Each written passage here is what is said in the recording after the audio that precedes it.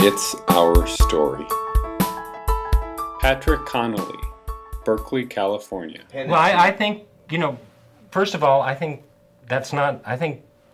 think there's a comparison between money put into independent living and money put into institutional services.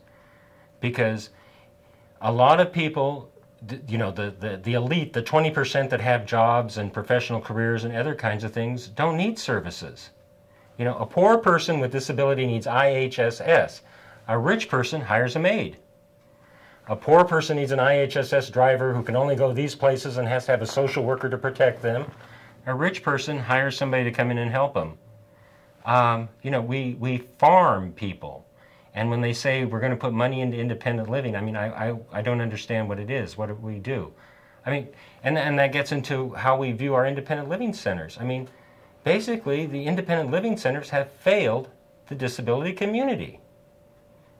They are not, we have a glass ceiling in employment. How many able-bodied people, hold on to their directorships year after year after year?